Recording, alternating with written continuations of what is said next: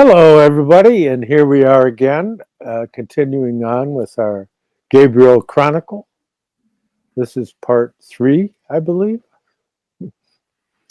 And so, in the last episode, we ended off with Douglas making the decision that he didn't want to go to the Vatican to continue his training as an exorcist.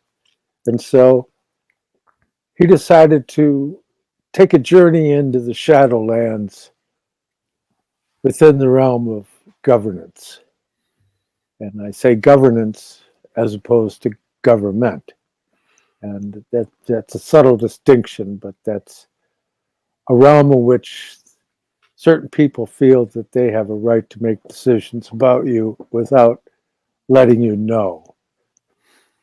So it gets into the realm of arbitrary judgments based upon the personality of the individual making the decision, something that this country has seen far too much of, and especially since 2012, where they've been given free rein within the realms of intelligence to tell us whatever they want. So what better opportunity than to continue on with Dr. Douglas Gabriel, who is a veteran, and today is Veterans Day, so that kind of it all meshes together. We began the Exorcist episodes on Halloween, and we're taking up the challenge of Douglas's military career on Veterans Day. And so, first off, I want to say thank you for your service to all those veterans that are out there, and may you not be forgotten in spite of the ill intentions of certain people. My name is John Barnwell, by the way, and so let's continue on here with our saga. Hello, Douglas. Hi, John. Thank you so much for doing this. Okay. Somebody's echoing. Douglas, you're echoing. Well, I'm not doing anything different. What do you think it is? I don't hear an echo, do you? There was a terrible echo when I started. Yeah. Not now. Sometimes it does it when you first come in. Okay. Okay, I'm sorry. You want me to start at the beginning? No. Any way you want. No, I'll do it.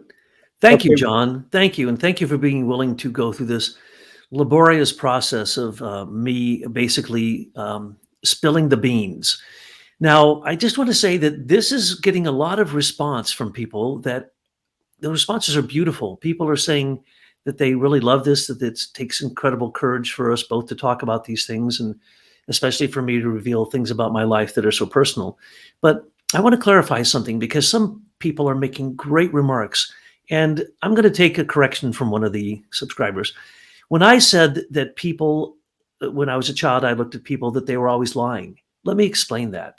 It's not that they were lying. It's that they have thinking, feeling, and willing. And in most cases, they were going 3 different directions. And so they had no integrity. It wasn't that they knew they were lying. Their thoughts are one thing. Their feelings could be completely different, and their actions may be the opposite of their thinking.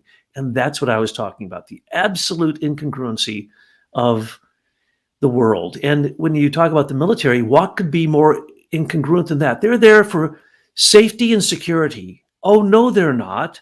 They're there to kill people. They're there to basically attack nations that are innocent, and they're there to destroy the life of anyone who joins the military.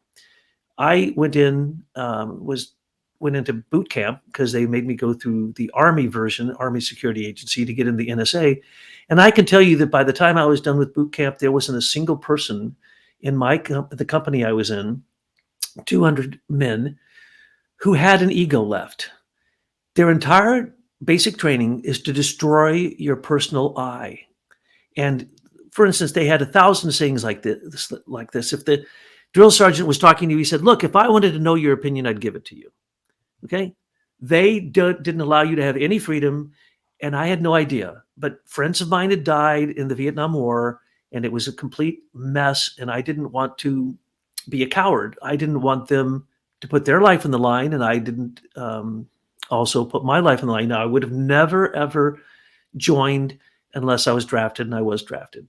And I used it as a way to get away from the fact that I was being told, oh, you're going to be dealing with evil and exorcisms for the rest of your life, and you won't be married, and you'll have to do what the Catholic Church tells you to do. It's like, oh, I didn't know I signed up for that.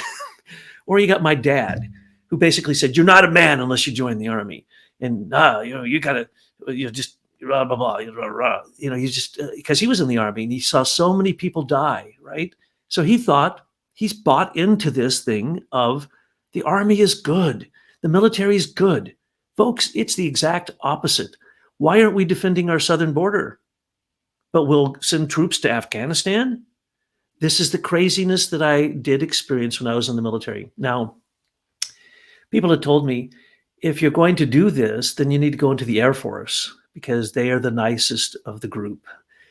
Well, I tried to do that, but they wouldn't let me join the Air Force. They tested me. Matter of fact, I was, as soon as I turned 18, I had to go test up in Kansas City. And they tested people in those days to figure out what position they would give you, what called an MOS, a military occupational status or something. And so I went up there and said, I want to be in the Air Force. I want to be a chaplain. And they said, no, you can't do that. You're too young. And you can't go in the Air Force. Why not? Well, after I most people tested for 2 days. Some tested for 3. I tested for 7. And at the end of it, they told me, my IQ was high, and they invited me into the National Security Agency, which I don't know. I think everybody probably knows what that is. That's the group that goes against the Geneva Convention and spies on our all nations, whether we're at war with them or not, which is 100% against the Geneva Convention. So everything I did, I found out, was literally illegal. And it should still be illegal today, but it's not. Even bioweapons are legal today, but we just let pharmaceutical companies create them. So my job was to spy on Russia. That's it. Ultimately was my job. And to break out their codes and try to figure out what they're up to.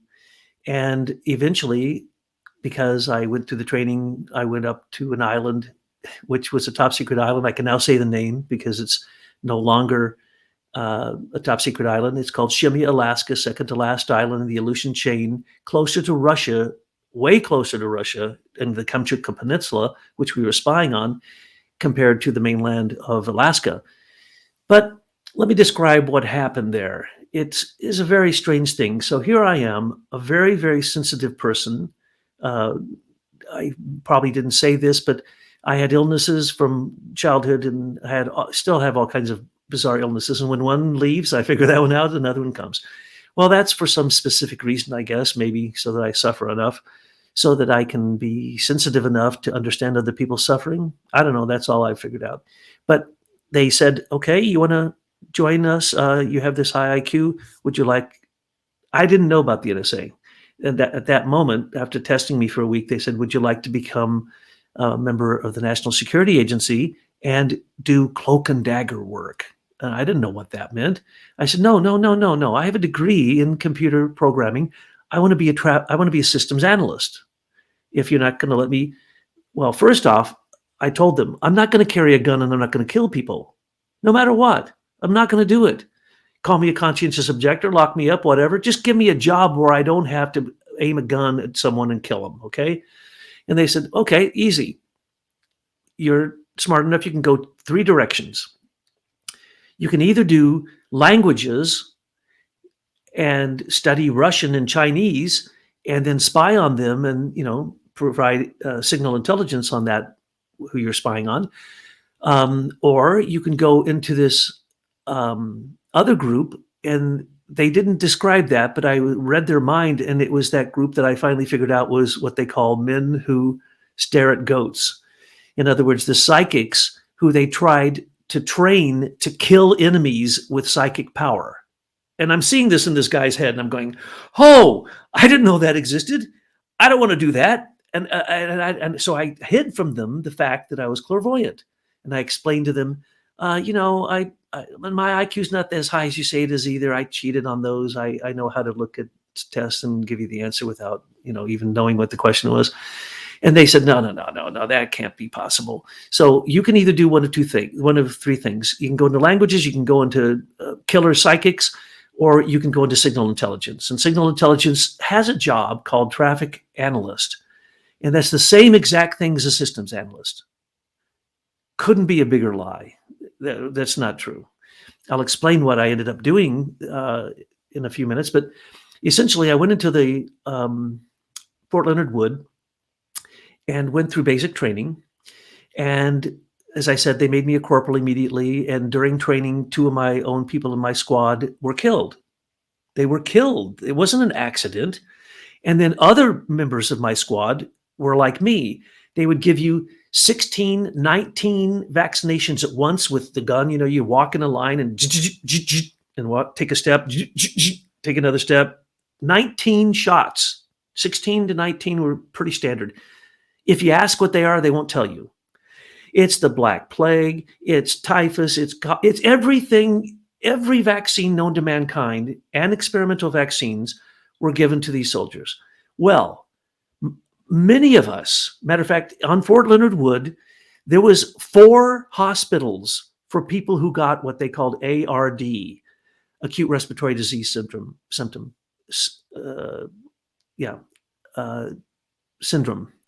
ARD. Now, what is that? That's the same thing as SARS.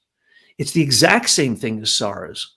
Well, they knew that they were giving people ARDS and they would die from it. I'm in the hospital. I think I had to go during just boot camp, which is like 3 or 4 months, I forget, I think 3 months. I had to go to the hospital 3 times because every time they gave me new vaccinations, it almost killed me. I watched people in the bed next to me die. And because I was a corporal, I was told that they simply were told it was a training accident. So every time you hear there's a training accident in the military, no, those are experimental shots given to soldiers to see what will happen. So I went through this, and I did have to learn how to, shoot guns and every kind of weapon imaginable, from literally anti-tank weapons to mortars to you name it, anything, the 45, the M16, and, hand-to-hand combat, all this stuff. And it was horrible because what it did was it tried to completely extinguish your human nature so that you were just an automaton that would follow an order, even if the order was kill the guy next to you, or even if the order was march off that cliff to your death. It didn't matter. If you tried to resist this brainwashing, you were picked on and you were basically tortured. And in some cases, you ended up dying. So I had to go through basic training, and I didn't want to. I didn't want to be in the Army, and I really wasn't in the Army because as soon as I got out of basic training, they sent me to Fort Devens, Massachusetts, which is an all-service training facility for signal intelligence. In other words, illegal spies. So I got into that, and it was horrible. I think I mentioned this before. I had to learn Morse code. Well, Morse code can only be learned by someone who symbiotically gives away their willpower exactly like the military wants, so that as you hear the Morse code, you immediately can type it out, right? Well, I had a few friends who were quite geniuses. These are literally the highest IQ people in the military, any of the services. They all go to this all-service training camp for signal intelligence. And so I was there for about a year, and that was most interesting. I ended up graduating I was number 1 in the class, that's right. And then I was number 2 in the scores of everyone who ever went through that training. So they gave me the choice where I wanted to go for my placement. That was the big reward. And you could go to Berlin, you could go to Karamsel, Turkey, you could go to Frankfurt, Germany, you could go all these places. Well, there was the second highest scoring, actually third highest scoring person was someone who was competing with me the whole time, and I really didn't like him at all. Matter of fact, I disliked him. And the one who was number 2, he was even worse. He had come back into the military, and he was just an awful person. Well, I decided, I got an impression, some intuition, that basically, he got the worst assignment, the third guy. He got Shemya, Alaska. And he cried for days and days and days because this was the worst assignment you could have. It's a 1 mile by 2 mile island where the wind sweeps across there 40, 50 miles an hour, where they had ropes. Everywhere there were ropes. So even when you went out to the bus to go to the place where we did all the collection in this windowless facility with lots of antennas all around, you had to hang on to a big, thick rope. And sometimes the wind would be so strong that it'd knock your feet right out from you, and you'd be hanging on the rope, flapping in the wind. And I'm not exaggerating. Right after I left, the roof of this gigantic dormitory building we were on blew off. Right before I got there, the island we had earthquakes all the time. We were knocked out of our bunks on a very regular basis. We had earthquakes at least once a week. So this was a terrible place. It was an awful place. And it was the worst assignment, supposedly, in the NSA. And that's pretty bad because there's some really bad assignments in the NSA. So I traded up my right to choose where I would go with this other guy. He went to Berlin. His family spoke German, and he had family members in Berlin. So he went to Berlin. I went to Shemya. And then the rest is an incredible story, but you probably want to say something. Yeah, well, this is adding some color to the story that I'd heard in the past. So yeah, when you get into an assignment that's that challenging, I mean, that separates the men from the boys, I guess, and it just shows me, you know, that there is a doctrine within the realms of esoteric studies that at times people incarnate and take up extra karmic debt because they want to get it out of the way, so that in the future, in their future incarnations, they won't have to face that particular karma. And I think that's, you could qualify for that kind of a consideration, I think, due to the number of challenges, both health and circumstantial and familial, that have surrounded you for most of your life. And so I applaud you in your perseverance. As it says in the I Ching, perseverance furthers. And so you've stuck with it. So you used to tell some interesting stories of events that happened there, like UFOs flying out of the ocean. Oh yeah, no, we took pictures of them. A little bit of that to give people some idea, even though you're not normally inclined to speak of that type of a subject, but people do like it, and it's part of the truth. Well, I wasn't thinking about that, but yes, when people would land, there was only one pilot that would land a commercial plane on this island because the wind was so bad. And it was always like, when he would land and safely land, we'd all clap because, that brought in the mail, that brought in the food, that brought in everything. 1 week after I left, that runway split down the middle with an earthquake, and they couldn't supply the island for quite some time. So it became a living hell, and no ship could come to that island because where the, what would that be? That's the Pacific meets the Bering Straits. And what's that sea there? Anyway, they come together. It is so, the tides and the currents are so bad, no ship ever goes there. Okay. But we were the second to last island. The last island, we knew there was a very small cadre of people there. We didn't know what they were there for, right? Well, I was a photographer. Matter of fact, I was an award-winning photographer before that. And that's the reason that I became a photographer for this sport parachuting club in Fort Devens, where literally we would do the change, of humans that, you jump out of the plane, you'd connect all together, and you try to get as many people connected. Because they found out I was a photographer, they'd give me this giant camera. I'd have to put my hands in these gloves, and I'd be the last one to jump, and I'd be way above everybody else. And I was taking pictures to prove that we actually did make, I forget how many people, 30, 40, 50 people sometimes would jump at once and make a big gigantic ring, and I'd take a picture of it. Well, on that island of Shemya, I started a photography club. So we went out and we started taking pictures of the most amazing thing, because this island that was beyond us, no one knew who was there. It was even more top secret than our island. But we saw UFOs all the time. These UFOs would fly at you at incredible speeds, turn 90-degree angles, and as they would do this, you'd go, well, this is like they're like test pilots. What are they doing? This is ridiculous. And it was all the time. So we took pictures of it, right? And then one day we're out in the tundra, and this island was so bizarre because it was a World War II B-52 attack island, but everything was underground except for some of the bunkers, some of the places where the planes would park. But everybody else lived in Quonset huts underground with tunnels and stuff. And so the oil tanks we turned into our clubhouses and stuff, we could go out to one end of the island and sit in the anti-aircraft batteries. And everywhere there were unexploded bombs and shells and stuff. So you had to be very, very careful or you could blow yourself up on that island. They didn't want us even going outside of this dormitory.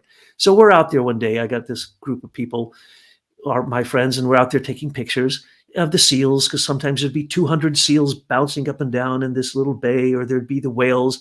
One island that you could see off had sea lions who roared all the time, and they covered the whole island. We took all these pictures. So we started taking pictures of these UFOs. But one day, one of these lands, and you couldn't even, here's the pictures turned out like they always say for UFOs. The emulsion of the bottom of the picture was black, and there was blue light coming off the top of this disc. And so we're out there and we see this, and it comes over our island. Normally it's offshore, comes over the island and lands on this frozen lake. So we hightail it over there to see what's going on, thinking, oh, of course, this is our U.S. military, naturally. And when we get there, the strangest thing, we took pictures of its landing spot where it literally burnt up and melted some of the ice in this pond. But there were footsteps, and the footsteps were this big, that shape, this shape. No human could have, so we don't know what that was, but we took pictures of it. And then I brought it back to the captain of the island who was in charge of the whole thing. And he says, yeah, okay, give me your camera. He confiscated all cameras, stopped us taking pictures of them, and basically said, you can never tell anybody that you saw this, and you got to stop going out there, and blah, blah, blah, blah, blah. And so he basically squashed the whole thing. But yes, we saw these, and there were multiple types of these things.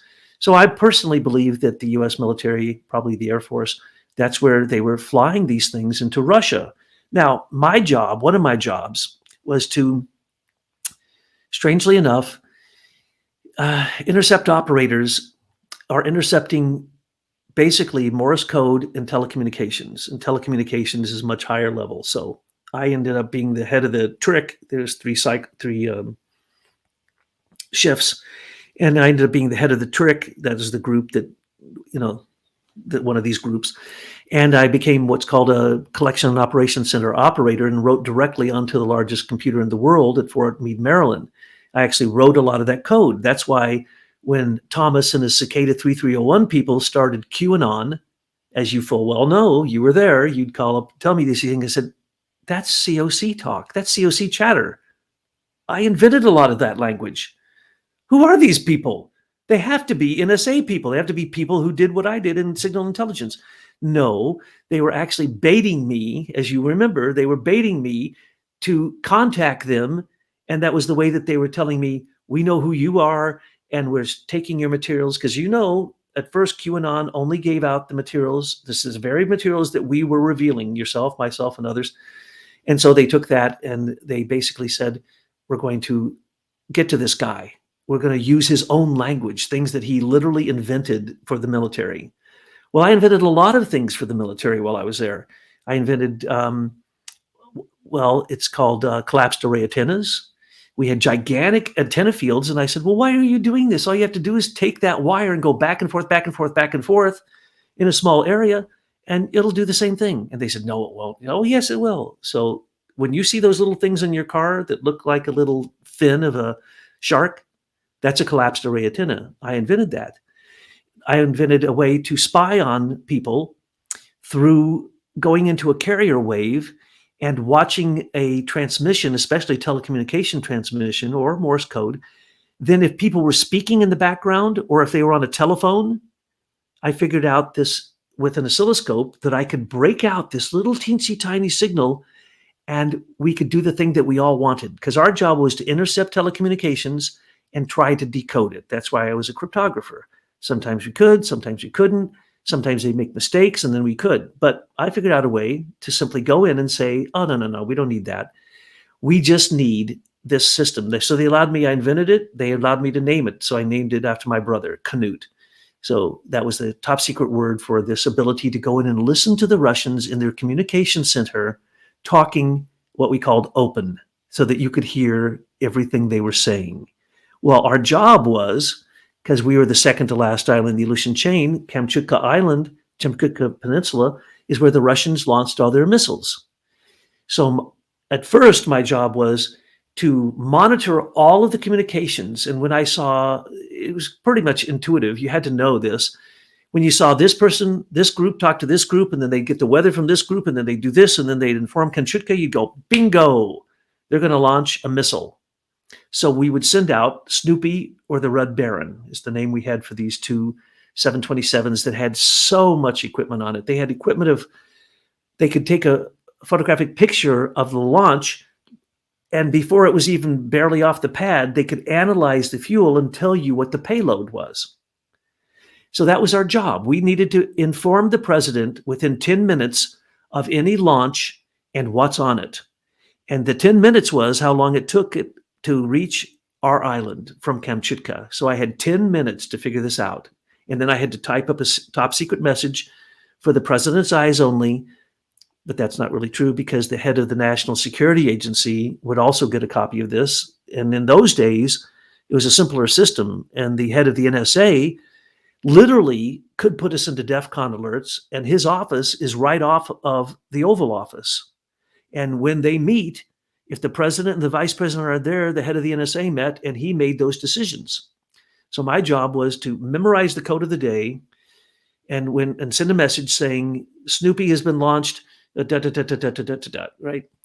But later, because I had invented some things, and because I didn't like the the second high scorer that was with me in Fort Devens, he became the head of the trick, the group, our team, and no one liked him. He was awful. He actually stopped work from being done.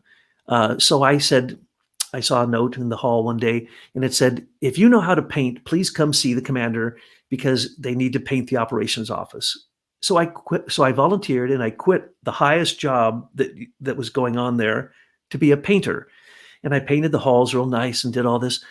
And I guess the commander didn't know that I was, the trick chief or whatever. So he said, this is great, but now we need you to do something else. We need you to go work for GE, General Electric. People don't know that so much of our signal intelligence is run by General Electric. There were these 3 giant antennas. Imagine an outdoor drive-in theater antenna. Stack 3 of those on top, and that's one of those antennas. Birds flying in front of them would just get fried and fall to the ground. You couldn't walk in front of these antennas. They were aimed at Russia, but they went right over the top of Russia, and we kept track of every single thing in space. And that was another job. And then as I was doing that, it cost $10,000 a second to run the equipment to try to figure out what the payload of that missile was. And I got really good at this, and I could break it out and say, aha, that's the heartbeat of a chimpanzee. That's not the heartbeat of a human, or there's nobody in that capsule, or this or that. And that's what we had to discover in 10 minutes. And we never failed, not when I was on duty. We never failed to tell the president exactly what it was. And then at that time, the Russians were so far behind us, they were using like 6 channel transmissions from space. We had 60,000 channel transmissions. So the second that they would launch a missile, we'd launch a missile, and we'd go up and we would shadow it. And we could tell that it was taking a picture. We could tell by the information, turn this degree, this degree, this degree, take a picture. We would take the picture and send it back down to the ground, and we'd have it instantaneously. The Russians would have to wait 3 days for that capsule to land in the ocean, then send ships there and pick it up and then process it. By the time they would do that, we'd have 3 of our ships around it. So the Russians would have to come in their ships, fishing ships, by the way. They were always fishing ships. And so they would come and they'd pick up this capsule and play like, they weren't really spying on us. And so it was an amazing job. But in the end, they finally put me into the communications center, which had a top secret library in it. So I got to read everything. I don't know why they even have these libraries. It's like stupid. But anyway, and everything that I was doing in there, I had to stamp for the president's eyes only, or for the commander's eyes only. And so I was privy to all this information. So the last half of the year that I was there, I got exposed to everything. I learned how to do microwave transmissions.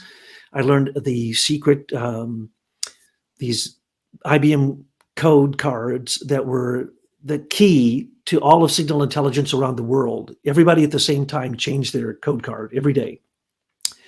And my job was I had to have a 45 on my side. It had to be loaded. It had one in the chamber, ready to go. And when someone would come to the door, they'd ring the bell and I'd open it and there'd be this little thing I'd look through. And then if I didn't think they were supposed to be there, I was supposed to shoot them. Shoot one of my own guys, right? This is what they were told me to do. And then they'd give us the message that the COC operator just said they're launching a missile. And then I'd have to send it to the president. But basically that meant I did nothing. I worked nights and I just read. I read every single document in that top secret library. Yeah. So there you have it. You were a placeholder. So much of what's out there is it's like The Sopranos. You see the guys sitting around, having cocktails at the construction site. That's government. It was pathetic. As a PFC, a private first class, I was given the authority. We took all the news that came from all news agencies and it went through our NSA centers. And as a private first class, I'd take a big black magic marker and I'd say, oh, hell no, the public can't know that. We're not going to let the public know that. And I'd mark through it and therefore it could not be transmitted through mainstream media. Okay, so NSA still to this very day filters and controls information and makes sure that only disinformation gets through. But that shows you, I'm a private first class. I'm 19 years old and I am determining what all Americans actually get as news. Yeah, and we have to kind of step back a few steps in the story because you just out of the blue mentioned Cicada 3301. And by the way, people don't know it, but you solved the Cicada 3301 riddle, and you did it without using technological skills, which is quite something. But Cicada 3301 is an internet puzzle where they find highly skilled people to deal with computer technology and all of those things. So Douglas has rubbed shoulders with quite a few people in that realm as a result of this interaction with Cicada 3301. Why would they be so aware of you? Well, there's 3 individuals that were involved with the inception of that puzzle palace, shall we call it. And it was Bruce C. Clark Jr., and Ian Murdoch and Thomas Schoenberger. Now, the interesting one is Bruce C. Clark Jr., because he passed away in 2014 in Vienna, and he was an expert on Mozart, by the way. And so that's speaks on his behalf. But he was also, he started out as a naval intelligence officer, and then back in 1953, he joined the CIA.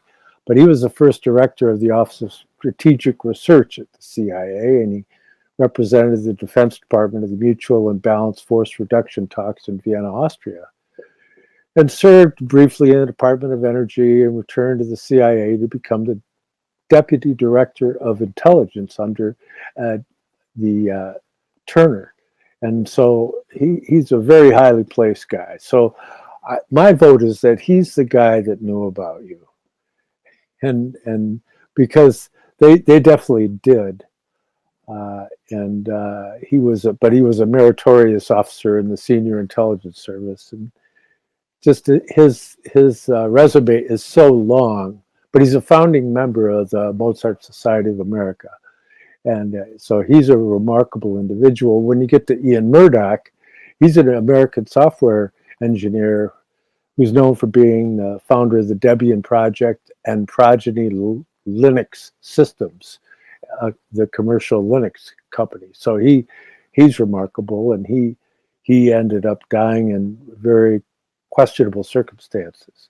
And Thomas Schoenberger was in the Menusteric Goats program, and he's a virtuoso pianist who is expert on Mozart also. And so that's an interesting group of people, but that doesn't speak towards what it eventually became, that whole Q thing, because it kept getting taken over by different groups.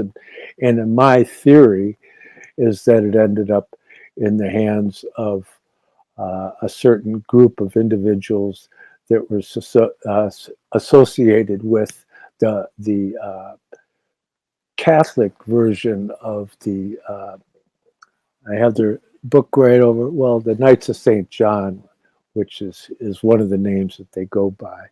But, and it's tied into a supercomputer program, supposedly. And so it's all very questionable in that I don't know enough to go further, because we stopped looking at that quite some time ago. But anyways, I'm sure that a lot of people would have had some questions when you brought that up. So I thought I'd just give a little bit of backstory. Yes, they were ex-military who were trying to get civilians to help them to bring the truth to light. Now, as an exorcist who, a few months before was out there trying to help people get out of their possession or their obsessions, this was something quite strange. I kept asking myself, why am I here? Why am I doing this? It's because this is Ahriman. This is this demonic being who, through machines and through materialism, has taken over our world. And so essentially, I woke up to that. And even though I was young, I was fascinated with some of this stuff. And so I was just doing my duty. I was just being me. And so when I created these things, I had no idea they'd be used for spying. I had no idea that what I discovered about microwaves could turn it into basically a weapon. And in fact, I did use it as a weapon against these Russian intelligence ships, which all look like fishing trolleys. And so I learned how to take the microwave, focus it, aim it towards their antennas, and blow up their antennas. So they didn't like me at all. So I was basically a real troublemaker wherever I went, I guess.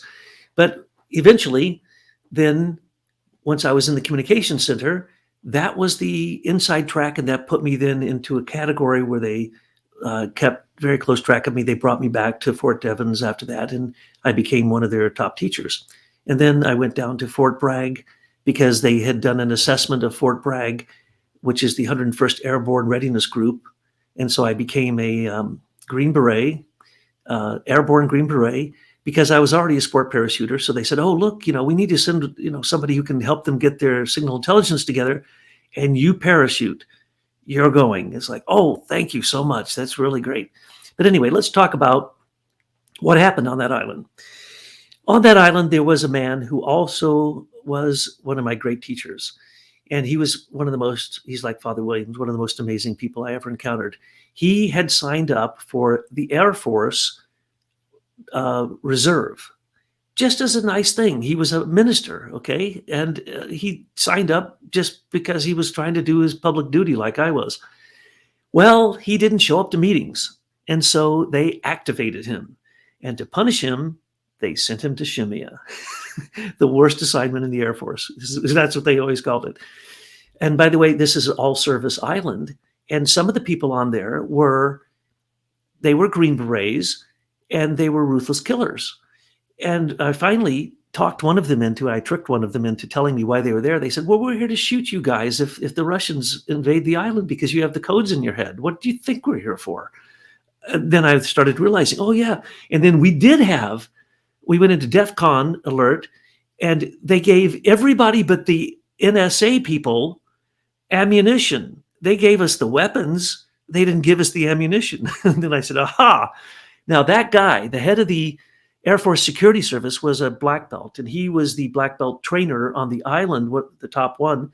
Well, I had earned 2 black belts before I was 14 years old in judo and jujitsu. And so I'd studied martial arts and studied, military, what do you call it? There's self-defense.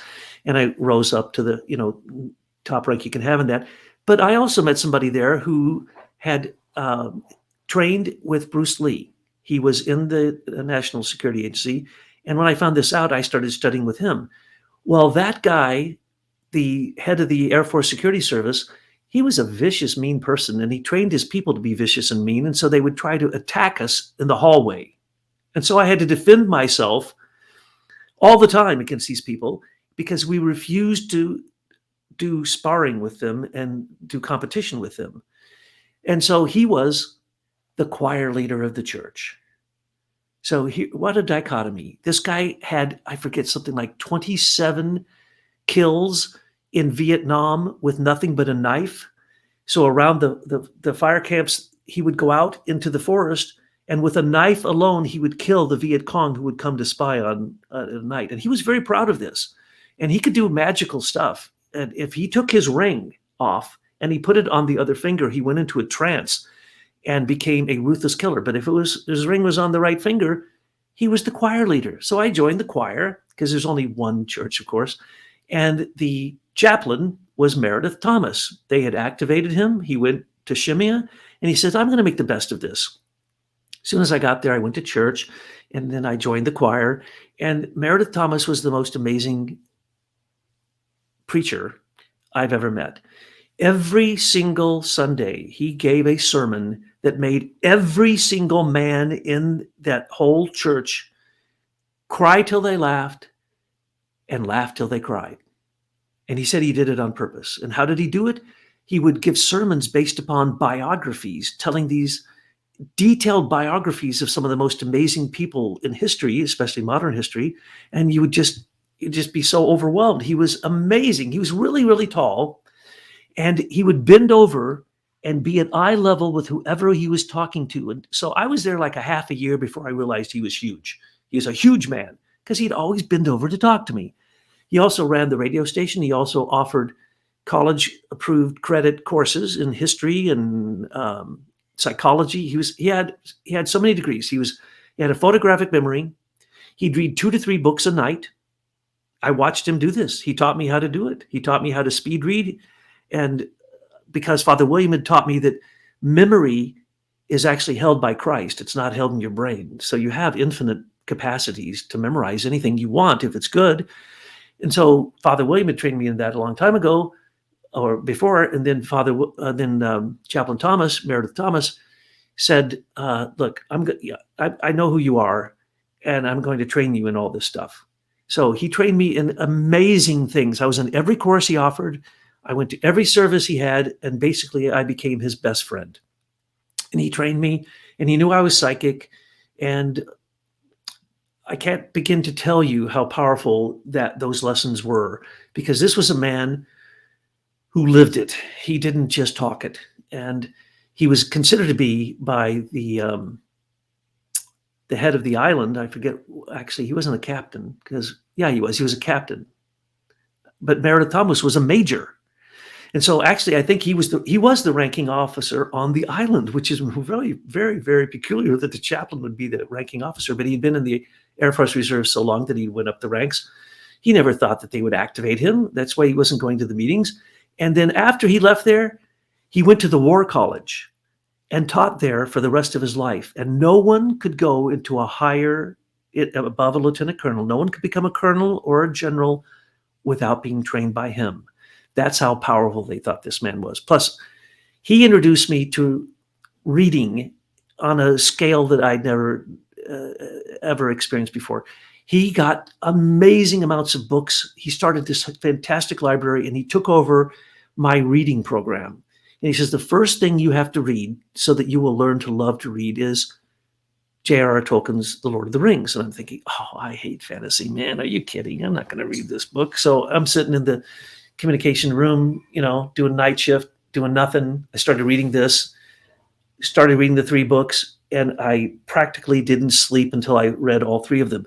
I didn't know at that time that J.R.R. Tolkien was influenced by Rudolf Steiner and anthroposophy through C.S. Lewis and through Owen Barfield and others. And so inside of that was a spiritual wisdom about the spiritual history and development and evolution of humankind. I didn't know that. And then he introduced me to Manly P. Hall.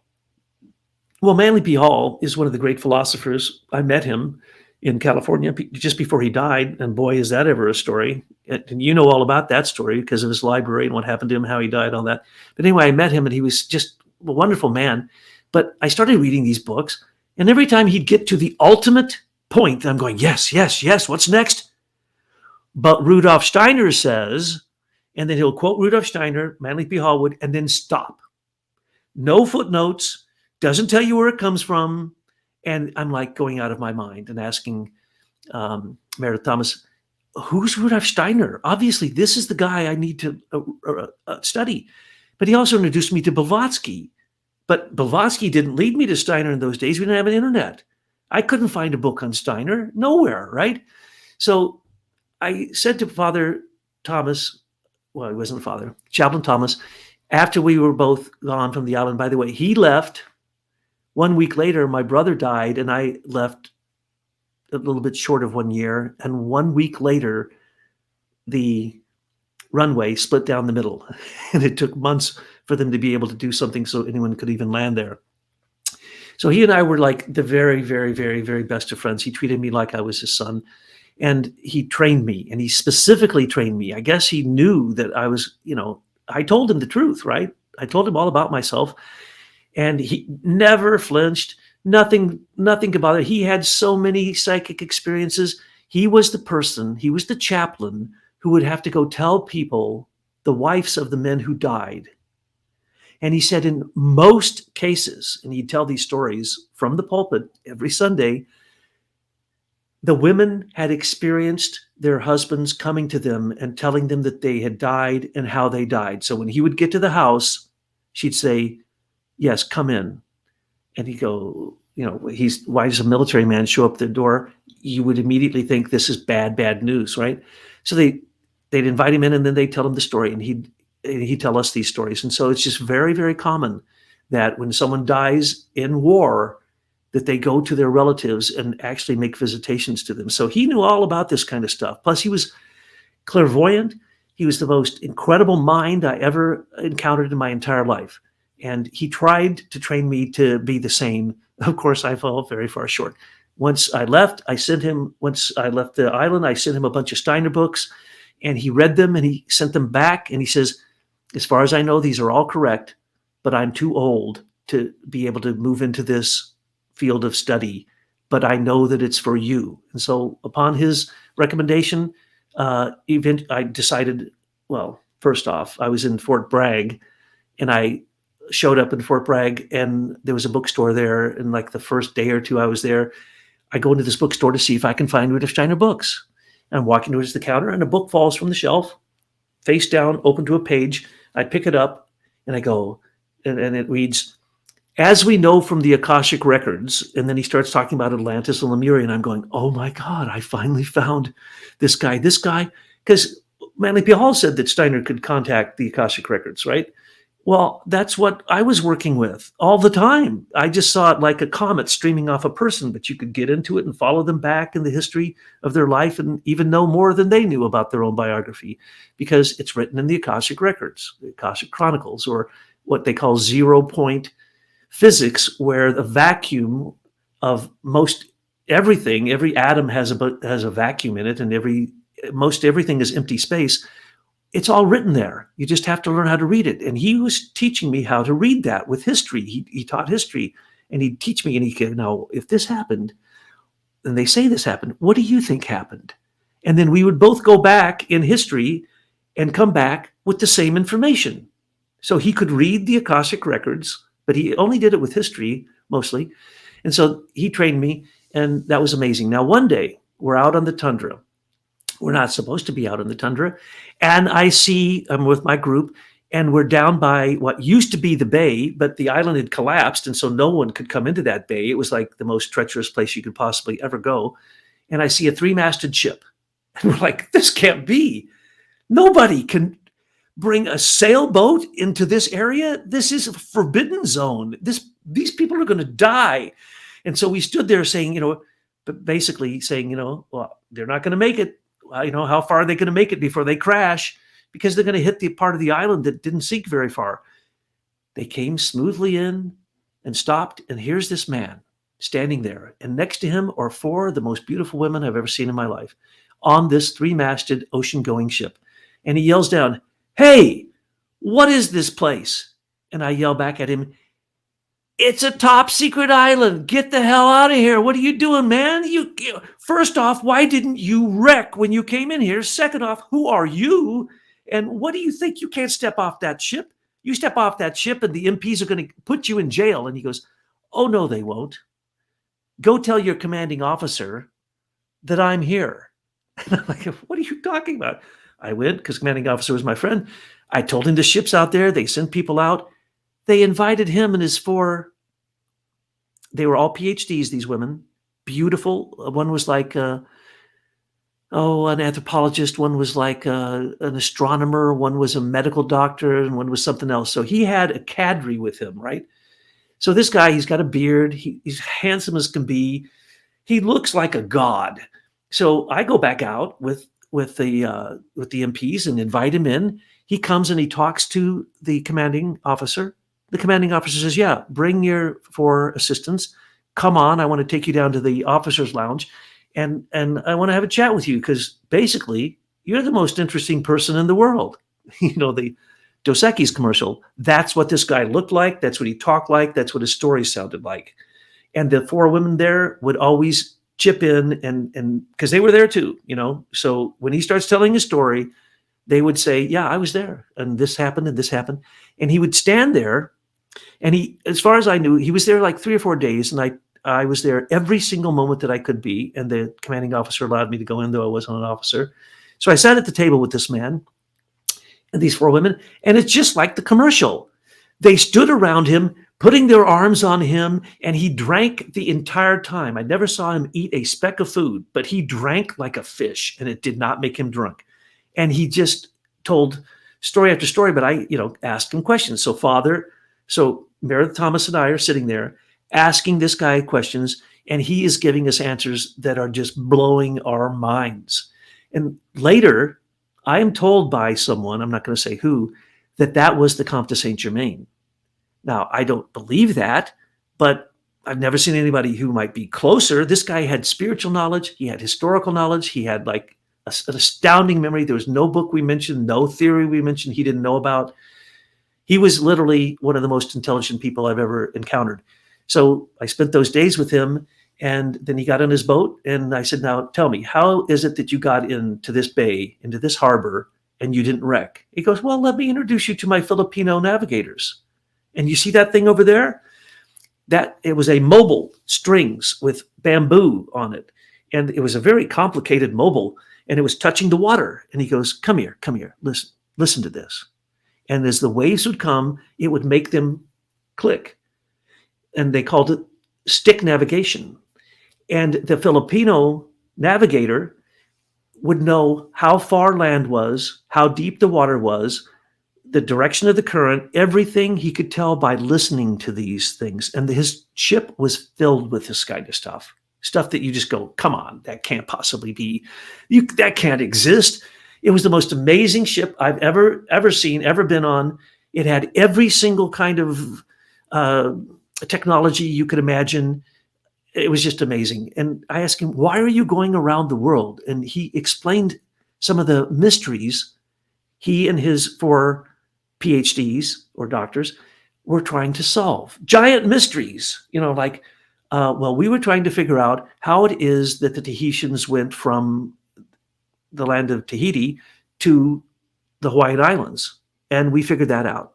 It wasn't a white shark. They were following this star constellation, and it was called the white shark, and that's why the blah, blah, blah. Anything I ever asked him, he gave me the answer to. And he had more broad experience than anyone that I'd ever met.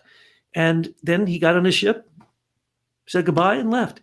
And Father Meredith Thomas and I were just absolutely permanently blown away the rest of the time that we worked together. And we'd go back to mentioning this guy.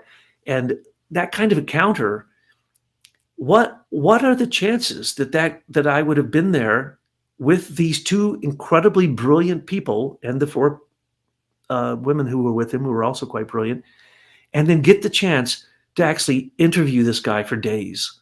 So that was just an indication of why it is that my intuition told me to not take any assignment I wanted in the NSA, but take the worst assignment, Shemya Island, and go up there because I knew I was going to meet someone significant. I assumed it was Meredith Thomas once I met him, and then eventually this other person who I can't even remember his name because it was so mind-boggling to me that I couldn't even quite cognize what was happening. And then this person told me, I said, well, how did you make all this money? He says, oh, well, I create nacre instilled oysters that create black pearls. And so he pulls out a black pearl this big. Well, a black pearl this big is worth thousands of dollars. He goes, oh, me and my brother, we had an infinite amount of these. And then later, his brother told me about him. I told his brother when I was having a conversation with him, this happened. And he goes, that's my brother. And then I told him the first part, and then he filled in all the rest. And then he says, well, you probably would have met him in Amsterdam. And I'm going, you mean that crazy guy who dresses in like 17th century clothes and he's this big blah, blah, blah, blah, I described? He goes, that's my brother. And so I don't know who that person was. I still don't know. Supposedly he's still alive. He has 2 children, and they are correcting history. They're writing things that correct history. Now, how could he correct history unless he was clairvoyant and could see these things? So that was another encounter that happened on the island, and it was quite extraordinary. But when I left there, I went back to Fort Evans, and then they sent me down to Fort Bragg. Now, strangely enough, many of you have heard that you have a double that looks exactly like you, right? That's true. I've had that happen to me 3 or 4 times. So when I arrive at Fort Bragg, I walk into the barracks that I've been assigned to, and there's like 20 guys there, and they're laughing. They're just carrying on laughing. And when I walk in, they all stop and they look at me. And then they look at the back door. They look at the door I came in, and they look at the back door, and they go, how did you run around the building that fast and come in? And I said, what are you talking about? They said, well, you just left there and you came in here. What are you trying to do? Because he was leaving permanently. And so I missed meeting this person by seconds. And they literally did not believe me. They believed I had ran out, put on a new uniform that said Gabriel on it instead of this other guy's name. And I said, no. And I tried to explain this to him. He says, no, they kept telling me, 20 people. No, you are that guy. You talk like him. You say the same things, da-da-da-da-da. You look like him, da-da-da. You are that guy, and we'll never believe you're not. Okay? Because I was at E7, was in charge of those guys. And the whole time, they never believed that I wasn't that other guy.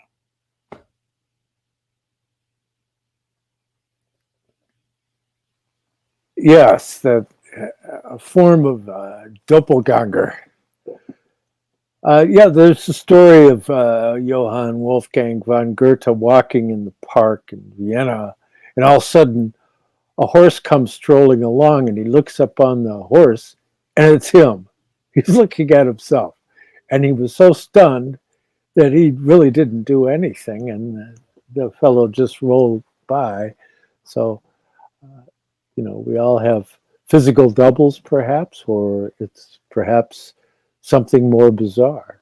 So, we're just getting started here, but we're just running out of time also. And so that just means that we have more to look forward to from this fascinating friend of mine, my greatest teacher and my greatest pupil, Dr. Douglas Gabriel. And I just want to thank him and his industrious wife, who's one of the most industrious people I've ever met, for deciding to put this together, because I'm sure that a lot of the people that are watching this are enjoying it as much as I am. And so I want to thank you for showing up again and telling your story and for being so emphatic about the truth.